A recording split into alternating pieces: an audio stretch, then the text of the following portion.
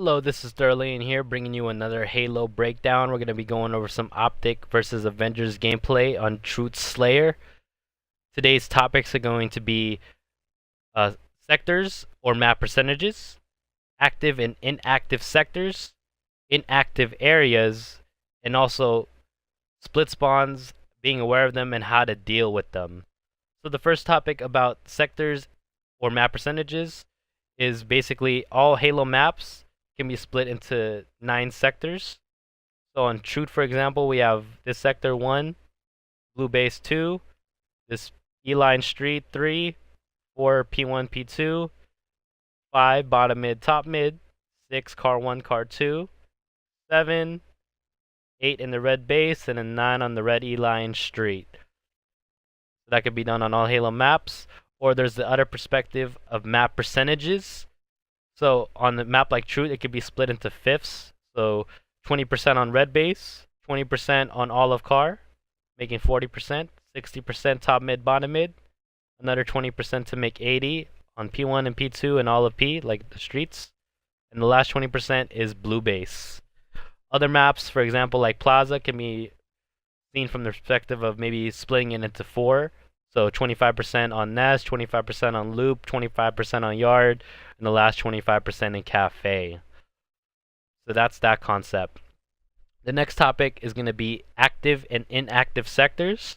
So an active sector is any area of the map that influences spawns, especially team spawns. So red base influences, if you're here, you can get team spawns on top red or bottom red.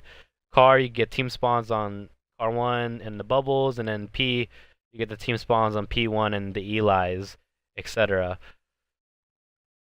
An inactive sector is an area of the map that doesn't influence spawns and doesn't give you team spawns. So for example, on Truth, top mid and bottom mid, those are inactive sectors because being there doesn't give your team spawns there. You don't get a team spawn top mid nor bottom mid. And as you notice, active sectors are usually on the perimeters of the map, and inactive sectors are usually in the middle, and that's for any of the Halo maps, Rig, Plaza, etc. So that's that concept. Next topic is inactive areas. So an inactive area is a region on the map within an active sector that doesn't influence spawns. So for example, in this red base, an inactive area within this active sector would be the red car attic. If you're here, you might think in your mind, oh, I'm controlling the active, red sector or the active sector of red base, but in actuality, you're in this inactive area, and the opposing team can still spawn behind you in back red or bottom red basement. I mean, you can use that to your advantage. You can purposely make that guy spawn there, and you can get the first shot on him because he's not expecting you there, or it could be to your detriment where you're unaware of that, and now this guy's behind your whole team. Another example of an inactive area that I recently talked about in my last video would be at the very top of P3 right here. Being here is a inactive area in the active sector of the P area of the map. Another example I can think of on the top of my head right now of an inactive area would be like red Ness on Eden. That's an inactive area within the active sector of the red base / red area of the map. There's many inactive areas on all the maps of Halo, and to be aware of them can be a benefit for your team, and you could use that to your advantage against the opposing team. So now moving on to the final topic, which is being aware of split spawns and how to deal with them. There's going to be 3 examples we're going to see from the perspective of Optic in this film. So let's talk about this first one here. We have Roll 2 in the top of red base. He's the middleman. To his left, the exterior left player is Frosty right now, controlling the car. And then to his right, on this extremity, is Lethal. So you can say Optic has 40% of the map, 20% red, and 20% on car, and Avengers have 20% on P and 20% on blue. So what we're about to see here is Roll 2 is about to move into the car side of the map, and then Snakebite's about to spawn in this red basement, and this is where the first split spawn is about to happen, and it happens for 2 reasons. So the first reason is Snakebite is leaving the red base, and he's going to this red Eli. and that creates the split spawn and opening for this player to spawn in back red.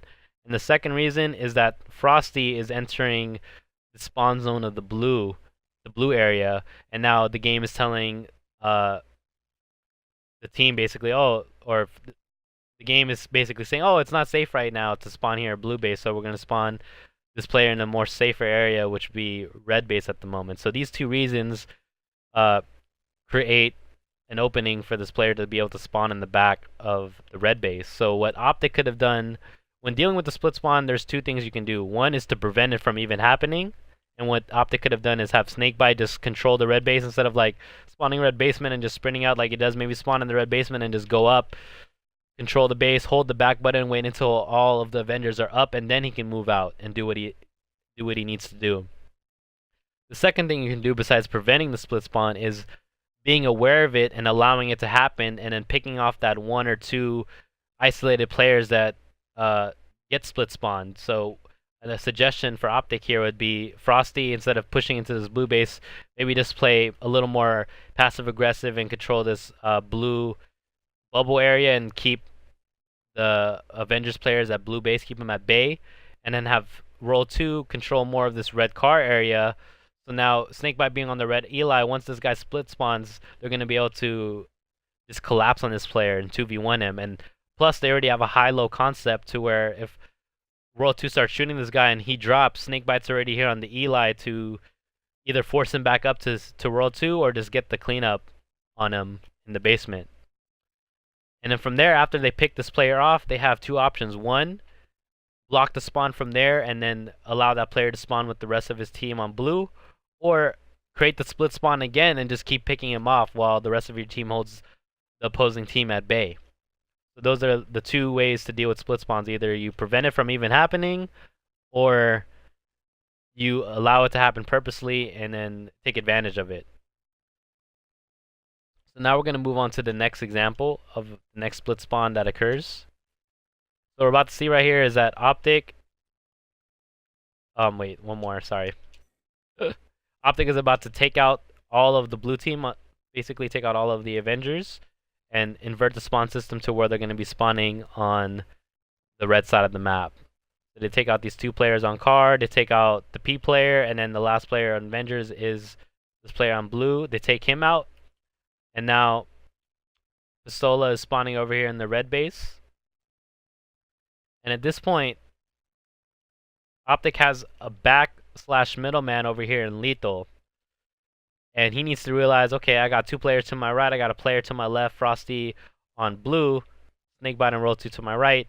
I need to be that person who's responsible and aware enough to go to the blue base and block that and have all of the Avengers sheep herded into that red base.